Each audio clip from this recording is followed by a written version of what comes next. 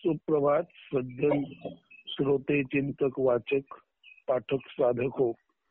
आता पान 350 497 पासून अंशध्वनीतील पुढील निरूपण सुरू करूया.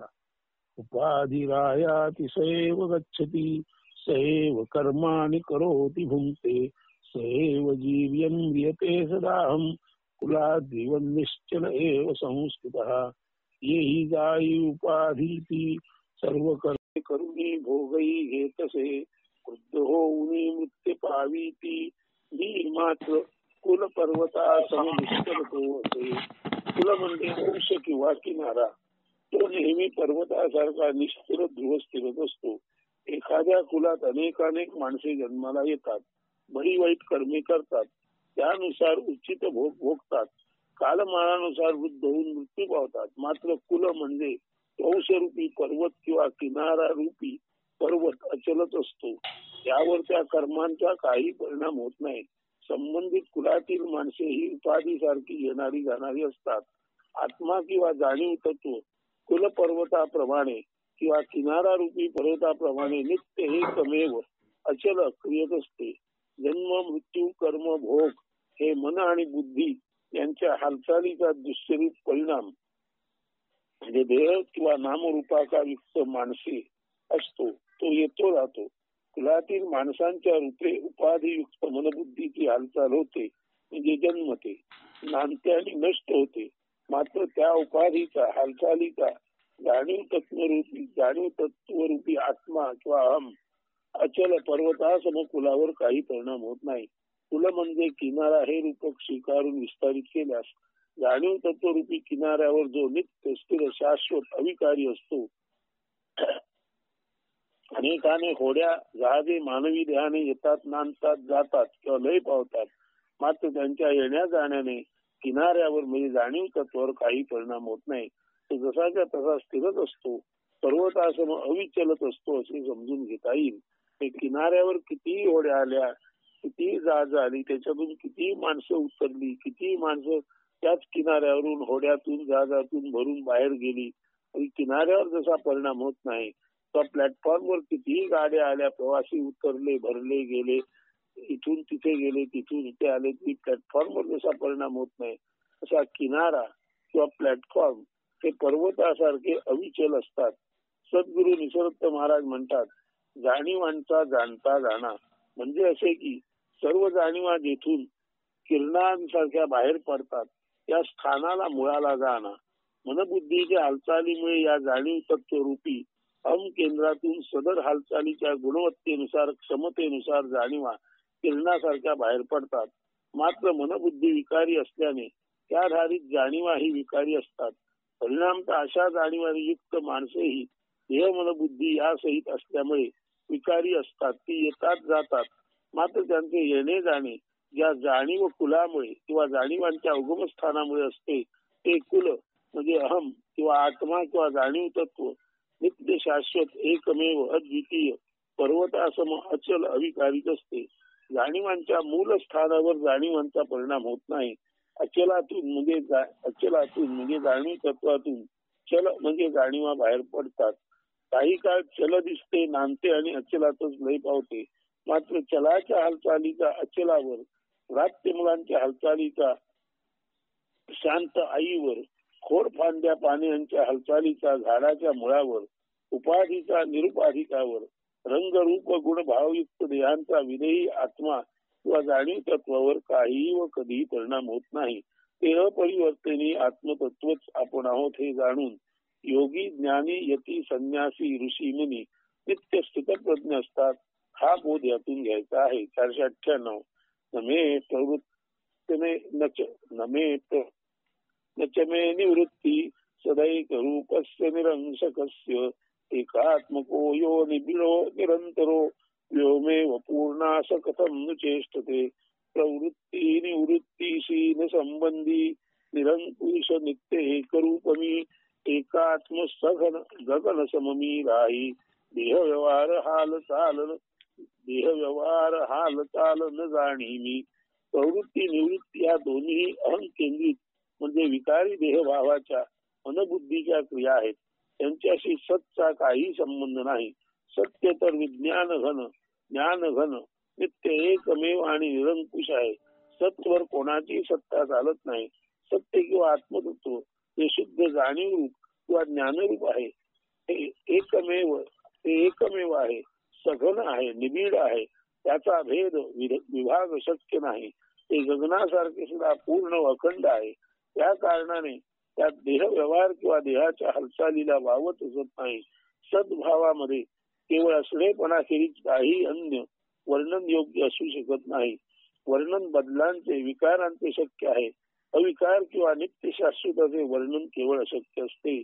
499 पुण्यानी पापानी निरिंद्रियस्य निश्चेतसो निर्विकृतेर्निराकृते कुतो ममाखंड सुखानुभूते यनन्वा गत मित्यभिसुती इंद्रिय रहित चित्त रहित अरूप अविकारिणी असे अखंड आनंद सारभूत मी माझे ठाई पाप पुण्यते कसे असे सम्यक ज्ञान रूपासी वर्णी ऐसे सामर्थ्य वाणीत नसे आत्मा सदोदित वर्णन बाह्य ऐसे श्रुती ही बोलित असे.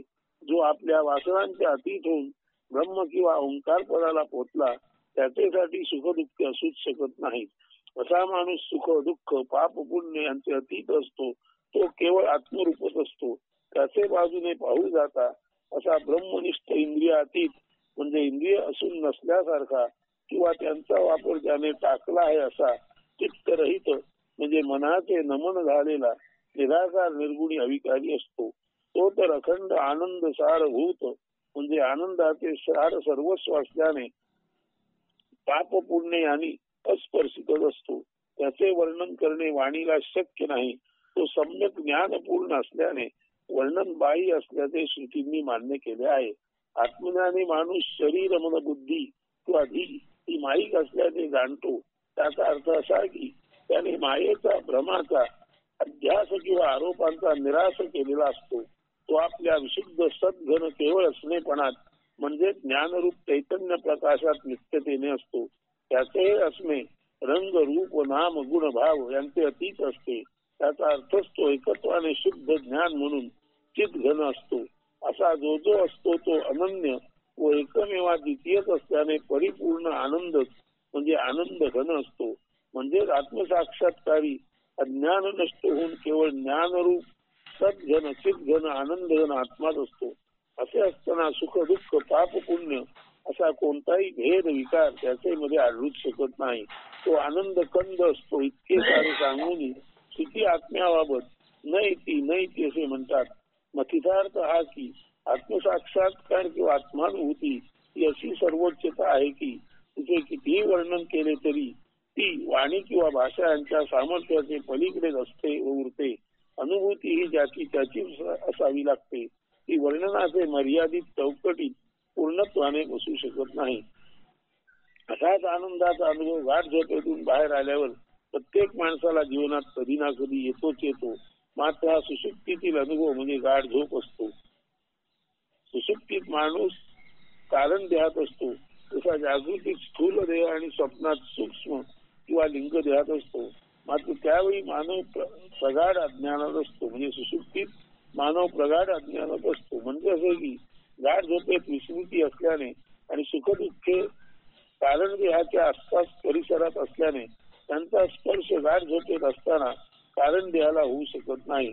त्या कारणाने गाढ झोपेतून बाहेर आल्यावर ताजेतवाने टवटवीत प्रफुल्लित आनंदपूर्ण मजेशीर वाटते. ते असे वाटणे कारण देह विविध जाणीवांपासून त्या कमी जास्त सुखदुःख पूर्णच असतात. सुषुप्तीत अस्पर्शित असल्याने संबोध असते. सुषुप्तीत इंद्रियांची विस्मृती असते म्हणून इंद्रियजन्य अनुभव सुषुप्तीत कारण देहाला स्पर्श करू शकत नाही. विस्मृती हे अज्ञान आहे. अज्ञानातील कोणताही अनुभव अपूर्णच असतो. पुन्हा जागृतीत आल्यावर भावभावना वासना इंद्रियांच्या जागे होण्याबरोबरच टाळवल्या जातात व सुखदुःखाची चक्र फिरू लागते. सारांश सुषुप्तीतील कारण देहाचा आनंदपूर्ण अनुभव जो जागे झाल्यावर सांगता येतो तो अज्ञानाचा किंवा विस्मृतीचा परिणाम असतो. म्हणून सुषुप्तीतील आनंदानुभव जो जागृतीत नष्ट होतो त्याची तुलना आत्मसाक्षात्काराच्या आनंदानुभूतीशी होऊ शकत नाही. आत्मसाक्षात्कारी त्याचा ज्ञानानुभव असल्याने ती चिरंतन आनंदी असतो. मात्र उर्वरितांचा सुषुप्तीतील आनंद जो अज्ञान विस्मृती यांच्या परिणामी असतो, शाश्वत नसतो. ज्ञानाचा शाश्वत आनंदानुभव आणि विस्मृती अज्ञानी आयोगे येणारा क्षणिक आनंदानुभव यांची किंचित तुलना चुकीची असते. इथे सांगायचा मुद्दा एवढाच आहे, प्रत्येकाला गाढ झोपेतून बाहेर आल्यावर आनंदाचा अनुभव येतो. परंतु गाढ झोपेत इंद्रिय शमित झालेली असल्याने इंद्रियजन्य असा तो अनुभव नसतो आणि इंद्रियांना विश्रांती मिळाल्यामुळे आलेला खरा तर तो विश्रांतीचा आरामदायी अनुभव असतो. तेव्हा जेव्हा इंद्रिय विस्मृतीत गेलेली आहेत किंवा इंद्रिय शमित झालेली आहेत, जेव्हा मेंदू सुद्धा शमित झालेला आहे म्हणजे सबळीत म्हणजे एक तऱ्हेने थकलेला आहे, तेव्हा मेंदू नीट नसताना, मन नीट नसताना, सर्व इंद्रिय जागेवर नसताना येणारा अनुभव हा केवळ आणि केवळ थकलेल्या माणसाला विश्रांती यावी तसा असतो. म्हणून ज्ञानावर नसलेला अनुभव जो झोपेत येतो त्याला कधी ज्ञानाचा अनुभव किंवा आत्मानुभव म्हणता येत नाही. मात्र जागेपणे तटस्थ साक्षीत्वात राहून जी ज्ञानी माणसे आत्मानुभव घेतात तो खराखुरा आत्मानुभव असतो. म्हणून अज्ञानी माणसाचा गाढ झोपेतील आनंद आणि ज्ञानी माणसाचा जागेपणातील साक्षीत्वात राहून मिळवलेला आत्मसाक्षात्कार रूपी आनंद, या दोन आनंदांची कधीही तुलना होऊ शकत नाही. 500 छाया स्पृष्टमुष्टम वासितम वा सुष्टुदुष्टु वा न स्पृश्यत्येव यत्किंचित पुरुषम तद्विलक्षणम. उष्ण शीत सुष्ट दुष्ट स्पर्श छाया जरी होत असे, छाया अभिन्न विलक्षण राही पुरुषाती स्पर्शू ना सके. शरीराची छाया उन्हातून जावो वा सावलीतून, ती रस्त्यावरून जात असताना गाडी खाली चिरडली जावो किंवा ती भरपटत जाऊन गटारात पडो, कोणताही ऊन सावली सुख दुःख यांचा अनुभव छायेपेक्षा भिन्न असलेल्या मला किंवा मूळ आत्म्याला येऊ शकत नाही. आत्मनिष्ठ माणसाला इतर माणसांप्रमाणे जागृती स्वप्न सुषुप्ती या अवस्थांमध्ये गोळा केलेल्या अनुभव जगताचा अनुभव येऊ शकत नाही. साक्षात्कारी आपल्या विशुद्ध जाणीव तत्वात किंवा सच्चित आनंद रूपात असल्याने सर्व बाह्य जगतानुभव त्याच्यासाठी त्याच्या शरीर रूपी सावली सारखेच असतात. तो तर शरीर मन धी म्हणजे बुद्धी यांचे अतीतच असतो. तो विलक्षण आत्मपुरुष असल्याने इंद्रियजन्य देहानुभवाच्या पलीकडे असतो. 501 न साक्षिणम साक्ष धर्मा संस्पृश न साक्षिणम साक्ष धर्मा संस्पृशंती विलक्षणम अविकार मुदासीनम गुणधर्मा प्रदीपवत. साक्षी नित्य अविकारी उदासीन साक्षीत्व ज्याचे करीत असे, त्याचे गुण कधी न घेई. जैसा गृह प्रकाशक दीप गृह गुण न धरीत असे. असे आत्मनिष्ठ माणूस नित्य साक्षीत्वात असल्याने स्वतःचे काही तो अलिप्त उदासीनच असतो. तो ज्याचे साक्षीत्व करतो त्याच्या गुणांनी स्वतः मर्यादित बाधित होऊ शकत नाही. जसा घरात लावलेला दिवा घरच्या साऱ्या वस्तू घटना प्रसंग त्यांना उजेडात आणतो, मात्र त्याला त्या घरचा कोणताही गुण चिकटू शकत नाही. घरातील स्वच्छता अस्वच्छता, शिस्त बेशिस्त, नवरा बायकोतील भांडणे दिव्याच्या उजेडात स्पष्ट झाली दिसली तरी त्यांचा दिव्याच्या दिव्यत्वावर प्रकाशावर यत्किंचित परिणाम होत नाही. आत्मनिष्ठ माणूसही स्वयमेव आत्मा जाणीव तत्व असल्याने साऱ्या जगताचे साक्षीत्व करताना सर्वांना त्यांच्या सर्वस्वासह त्यांच्या वृत्तीपूर्णतेसह ते जसे आहेत तसे प्रकाशित करतो. मात्र त्यांचा किंवा त्यांच्या वृत्तींचा त्यांच्या गुणदोषांचा प्रभाव आत्मज्ञानी साक्षात्कारी माणसावर जो तटस्थ साक्षीत्वात असतो त्याच्यावर अजिबात पडत नाही. तो आपल्या निजरूपापासून बिलकुल ढळत नाही. जसा दिव्याने सर्व गोष्टी दाखवल्या जातात परंतु त्या गोष्टींचा परिणाम दिव्याच्या उजेडावर होत नाही, तसा आत्मज्ञानी साक्षात्कारी माणूस तो साक्षीत्वात असतो. त्याच्या ज्ञान प्रकारे सर्व गोष्टी जरी उजेडात आल्या तरी त्यांचा परिणाम साक्षी असलेल्या ज्ञानावर, त्याच्या मेंदूवर, त्याच्या शुद्ध जाणीव तत्वावर होऊ शकत नाही. 502 रवैर यथा कर्मणि साक्षी भावो वन्नेर यथा वायसी दाहकत्वम यज्जोर यथारोपित वस्तु संग तथैव कूटस्थ चिदात्मनो मे सूर्य प्रकाश जैसा सूर्यासी सहज तो राही तैसी अग्नी दाहकता लोह तप्त कार्यात ती राही दोरीवरी सर्पवास दोरी संगे सहजवास करीतसे ऐसा साक्षी अलिप्त भाव उतस्थ चिदात्म्याचा तो असे. अखिल सृष्टीच्या आणि मानवाच्या दैनंदिन व्यवहारात प्रकाशक ही भूमिका सूर्याची असते. तो सूर्य सर्वांना प्रकाशित करतो. मात्र त्याचा हा स्वभाव आहे. तो मुद्दामून काही न करता केवळ सूर्याच्या असण्याने साक्षीत्वात सारे प्रकाशित होत असते, उजेडात येत असते. स्वतःच्या असण्याने इतरांना उदित करणे हा सूर्याचा सहज स्वभाव आहे. तो त्याचा निसर्गदत्त नियम आहे. तसेच लोखंडाला तापवण्याचे वितळवण्याचे कार्य अग्नीकडून होत असले तरीही ते त्याचे म्हणजे अग्नीचे कार्य किंवा दाहकत्व अंगभूत आहे. स्वसान्निध्यात येणाऱ्याला ताप व दाह देणे हा अग्नीचा निसर्ग नियम आहे. अग्नी आपले साक्षीत्व न सोडताही त्याच्या सान्निध्यात येणाऱ्याला ताप व दाह देत असतोच. दोरी आपले रज्जू तत्व कधी सोडत नाही तरीही तिच्यामध्ये किंवा तिच्यावर सर्पाचा भास होतो. यामध्ये दोरीचे असे काही वेगळे करणे नसते. दोरीचे केवळ असणेही सर्पभास निर्मिती करते. सारांश प्रकाशक म्हणजे सूर्य, दाहक म्हणजे अग्नी आणि सर्पभास निर्मिती म्हणजे दोरी. म्हणजे सारांश प्रकाशक, दाहक, सर्पभास निर्मिती ही तीन कार्ये सूर्य, अग्नी आणि दोरी करत असली तरी सुद्धा या कोणत्याही कार्यांचा सूर्यावर, अग्नीवर आणि दोरीच्या मूळ असणेपणावर परिणाम होत नाही. आपले मूळ असणे न सोडता साक्षीत्वातच त्यांचे द्वारे त्यांचे नकळत ही सहज कर्मे घडत असतात. त्याचप्रमाणे प्रत्येक प्राणी मात्राच्या हृदयगर्भी खोलवर विराजित असलेला आत्मा आपले साक्षीत्व न सोडता सर्व जाणीवांचा जाणता म्हणून सहज कार्यरत असतो. हाच तो जाणीवांच्या जाणत्याला जाणा जे निसर्ग महाराज म्हणतात तो आत्मा. अलिप्त जाणते पण किंवा विनासंकल्प ज्ञानपूर्ण असणे पण हाच आत्म्याचा स्वभाव आहे. अलिप्त जाणते पण किंवा विनासंकल्प ज्ञानपूर्ण असणे पण हाच आत्म्याचा स्वभाव आहे. 503 कर्ता पिवा कारयिता नाहम भोक्ता पिवा भोजयिता नाहम द्रष्टा पिवा दर्शयिता नाहम सोहम स्वयं ज्योतिर निर्दृगात्मा करता न मी तैसा करविता भोगता न मी तैसा भोगविता द्रष्टा न मी तैसा दर्शन देता मी केवळ स्वयं प्रकाशी अनन्यात्मा करता पिवा कारयिता नाहम भोक्ता पिवा भोजयिता नाहम द्रष्टा पिवा दर्शयिता नाहम सोहम स्वयं ज्योतिर निर्दृगात्मा करता न मी तैसा करविता भोगता न मी तैसा भोगविता द्रष्टा न मी तैसा दर्शन देता मी केवळ स्वयंप्रकाशी अनन्य आत्मा. 503 स्वयंआत्मा हे जाणणारा आत्मज्ञानी आपल्याबद्दल बोलताना आपले म्हणजे आत्म्याचेच वर्णन करतो. तो म्हणतो मी करताही नाही आणि इतरांकडून कर्मे करून घेणाराही नाही. मी भोगताही नाही आणि इतरांना भोगायला लावणारा किंवा भोग देणाराही नाही.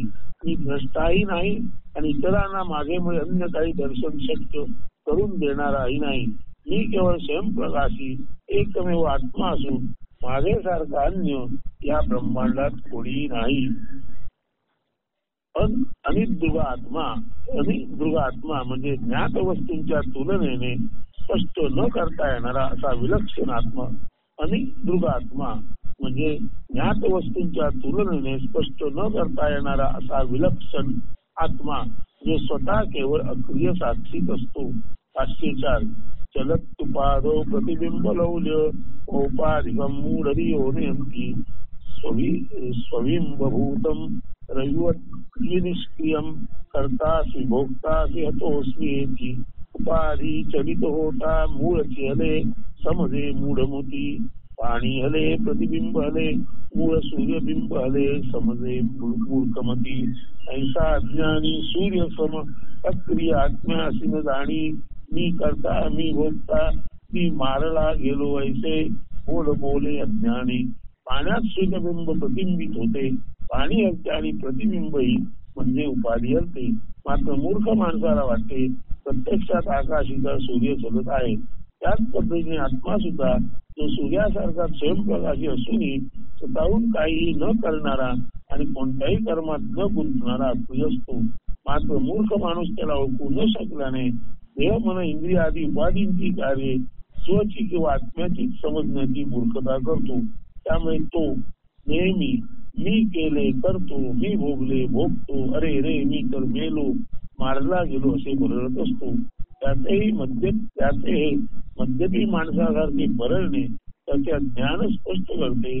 तो सत्याबाबत अनभिज्ञत असतो. 505 जले वापी स्थले वापी दृढत्वेष जडात्मका नाहं विलिप्य तद्धर्मैर घटधर्मैर न भूयता. जड देह जली असो अथवा तो स्थली असो, देह धर्माने न मी लिप्त.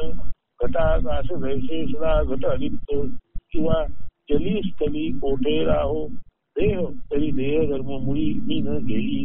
जैसे घटाकाश घटांतरी राहुनी घट धर्म कधी मुळीही न घेई. हा 80-90 किलो वजनाचा जड देह शरीर असो वा एखाद्या भूखंडावर असो, हा सातत्याने मी माझे सोबत ओझ्यासारखे वागवत असताना त्याच्या देहधर्माने मी दूषित बाधित होत नाही. त्याचा कोणताही गुण मला म्हणजे आत्म्याला चिकटत नाही. देह आज आहे उद्या नसेली, त्याने माझ्या अविकारी अचल अक्रियतेत काही फरक पडत नाही. मी तर शुद्ध जाणीव तत्व आहे. भांडे पात्र घट यांच्यात अवकाश म्हणजे आकाश असते. भांडे धातूचे असो वा मातीचे, माती धातू यांच्या गुणानुसार पात्राची गुणवत्ता बदलली तरी आतील आकाशावर घटाचे धर्म वा गुण परिणाम करू शकत नाही. सारांश आत्मा अविनाशी अपरिवर्तनीय आणि एकमेव द्वितीय असतो. 506 कर्तृत्व भोक्तृत्व कलत्व मतत्ता जडत्व बद्धत्व मुक्तता देहा बुद्धेर्विकल्पा न तु सन्ति वस्तुतः स्वस्मिन् परे ब्रह्मणि केवले द्वे. कर्तृत्व भोक्तृत्व खलत्व उन्मत्तता जडत्व बद्धत्व तथा विमुक्तता बुद्धी विकल्पन त्यासी सत्यता अद्वय परब्रह्मी न त्या यथार्थता. कर्तृत्व भोक्तृत्व दुष्टता उन्मत्तता जडता किंवा मूर्खता बद्धता किंवा दास्य तसेच मुक्ती त्या साऱ्या बौद्धिक संकल्पना आहेत. ते सारे वृत्ती रंग आहेत. विवेकपूर्ण उचित निर्णय किंवा प्रमाद वा दोषपूर्ण मूर्ख निर्णय हे सारे मत स्वरूपी विलीन असतात. वाऱ्याने सागरावर जशा लाटा उठतात तशाच प्रकारे बुद्धीच्या हालचालीने उठणारे तरंग किंवा लाटा म्हणजे वृत्तीभेद होत. वास्तवात लाटा तरंग भेद बुडबुडे यांना स्वतंत्र अस्तित्व नसतेच नसते. ते अथपासून इथेपर्यंत पाणी आणि केवळ पाणीच असते.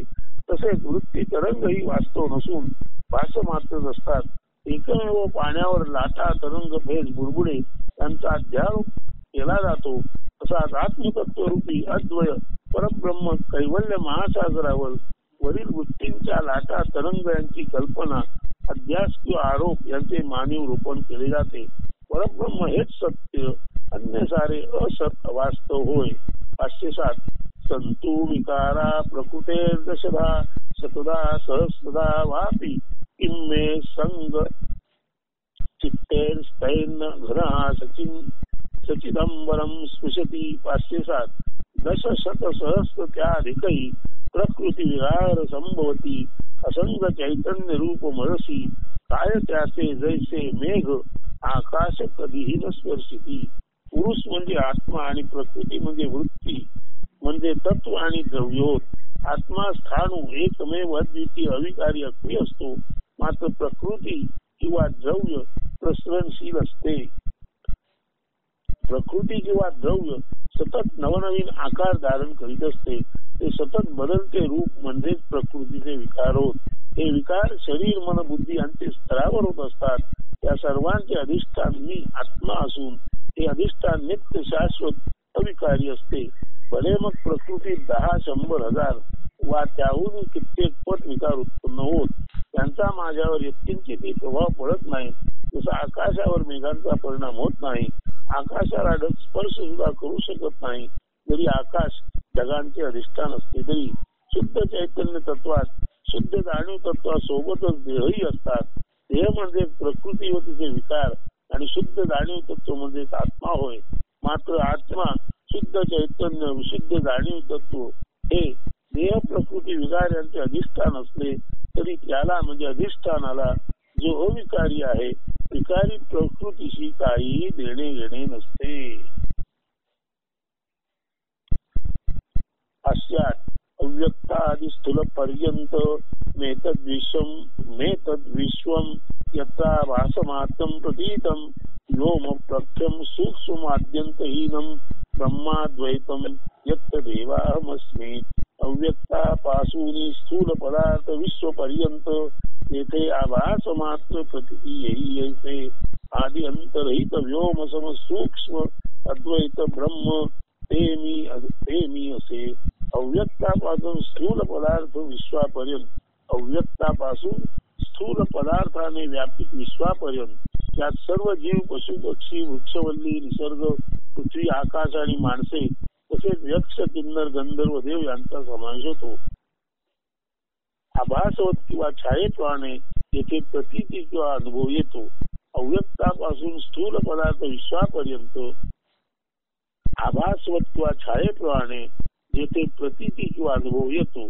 असे आकाशासारखे सूक्ष्म परंतु सर्व व्याप्त आणि आदि अंत ज्यास नसतो ते एकमेव अद्वय ब्रह्म म्हणजे मीच तो आत्मा होय. आतापर्यंत साधक नकाराच्या भाषेत मी म्हणजे काय नाही ते सांगत होता. आता तो आपल्या सूक्ष्म बुद्धीने ज्ञातात असूनही सर्व ज्ञात आणि त्या पलीकडील अज्ञाताचाही वेध घ्यायचा प्रयत्न करीत आहे. आता तो ते जे काय असेल ते मी आहे यत् तत् एव अहम अस्मि असे म्हणत आहे. अनादि अनंत सर्वव्याप्त सूक्ष्म महान सत्य अद्वय ब्रह्म मीच आहे अशी भीमगर्जना हा साक्षात्कारी करीत आहे. आतापर्यंत मी म्हणजे काय नाही हे ज्ञानी सांगत होता. आता तो म्हणतो यत् तत् एव अहम अस्मि. आता तो म्हणत आहे अनादि अनंत सर्वव्याप्त सूक्ष्म महान सत्य अद्वय ब्रह्म ते मीच आहे अशी भीमगर्जना आता हा साक्षात्कारी करीत आहे. असेनु सर्वाधारम सर्व वस्तु प्रकाशम सर्वाकारम सर्वगम सर्वशून्यम नित्यम शुद्धम निश्चलम निर्विकल्पम ब्रह्माद्वैतम यत् देवाहमस्मि. सर्वासी अधिष्ठान सर्व प्रकाशक सर्व आकार धारक सर्व व्याप्त असूनही तत्वता नित्य शुद्ध अचल निर्विकल्प ऐसे एकमेव ब्रह्मदेव वस्तुरहित पूर्णते मी राही. सर्व जन्मा घाली तरी मनसी जन्म मृत्यू कदापि नाही. सर्व काही माझ्या अधिष्ठानावर पायावर आहे. सर्वांना मी प्रकाशित करतो. सर्व आकार केवळ माझे असणेपणावर उमटतात नांदतात लय पावतात व पुन्हा जन्माला येतात. मी सर्व व्याप्त आहे इतके असून प्रत्यक्षात पाहायला गेले तर तत्वता मी नित्य शुद्ध अचल अविकारी एकमेव अद्वय असून केवळ शून्य किंवा पूर्ण म्हणूनच पूर्णता वस्तू रहिततेने असतो. सर्व शक्य माझ्यामुळे असले तरी मी इंद्रियाने पाहण्या ओळखण्यास जाणण्यास सर्व अशक्य असाच अनादि अनंत पार आहे. अभिव्यक्त होणारे नष्ट होते म्हणजे जे व्यक्त होते ते नष्ट होते. मी मात्र सर्वांना अभिव्यक्त करणारे आणि स्वतः कधीही अभिव्यक्त न होणारे आणि त्यामुळे ज्ञातातीत अविनाशी सच्चित आनंद स्वरूप एकमेवाद्वितीय परम सत्य किंवा अव्यक्त आहे. 510 यत् प्रत्यक्षता शेष माया विशेषम प्रत्यक रूपम प्रत्ययागम्यमानम सत्य ज्ञानानंतमानंद रूपम ब्रह्माद्वैतम यत् देवाहमस्मि. ज्याचे ठाई माईक द्वैत जगत नाही सर्वाभूती जे आत्मतत्व स्वरूपी सत्य राही. प्रत्यय जाणीव अतीत शाश्वत जे असे सच्चित आनंद अनंत अद्वय ब्रह्म जे ते मी असे. जे सच्चित आनंद रूप अनंत एकमेव अद्वितीय असे आहे ते ब्रह्म मीच आहे. परंतु माझ्या ठिकाणी कोणत्याही करिता माया भेद किंवा द्वैत त्यांना अजिबात भाव नाही. प्रत्यय जाणीव यांचे फार पलीकडे शाश्वत सत्य म्हणून मी राहत असतो. तरीही सर्व प्राणी मात्रांच्या हृदयातील नित्य शाश्वत मूळ आत्मतत्व म्हणून मीच स्पंदत असतो.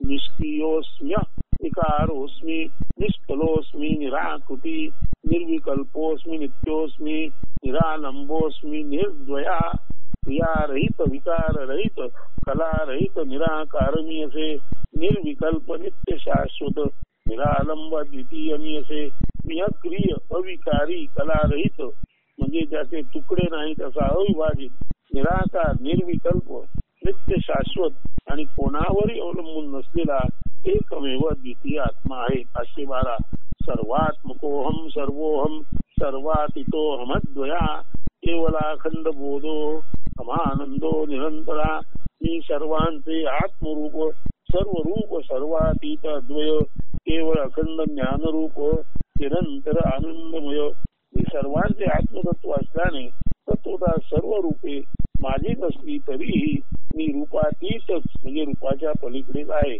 म्हणजे असे की सर्व आकार रूपे माझ्यामुळे शक्य झाली असली तरी मी गुणाकार यांनी कधीही मर्यादित होऊ शकत नाही. अशा अर्थी माझ्यासारखा मीच आहे, मी अद्वय आहे, अनन्य आहे, मी केवळ अखंड ज्ञान रूप आणि नित्य सत्य आनंद रूप म्हणजे सच्चित आनंद घन परब्रह्मच आहे. स्वराज्या साम्राज्य विभूती रेषा भवत कृपा श्री महिम प्रसादात प्राप्ता मया श्री गुरवे महात्मने नमो नमस्तुते पुनर्नमोस्तु. 513 स्वरूप स्वानंद स्वराज्य लाभ साम्राज्य लाभे मज तव कृपा प्रसादे महान सद्गुरो तुझ प्रणिपात मी करी पुनः पुन्हा तुझं वंदन प्रणिपात मी करी. स्वतःचे आत्मरूप आनंदाचा किंवा स्वसत्तेचा लाभ म्हणजे स्वराज्य प्राप्ती. त्यामुळे बाह्य जगातील दृश्य भावना विचार त्यापासून होणारी मायेपासून होणारी सुटका म्हणजे साम्राज्य लाभ. तर असे स्वराज्य आणि हे साम्राज्य महान सद्गुरू केवळ या महाकृपा प्रसादे मला प्राप्त झाले आहे म्हणून मी तुला अत्यादराने प्रणिपात करीत आहे. माझे पुनः पुन्हा तुला नमस्कार असो. पुढील निरूपण उद्या पाहू. अस्तु.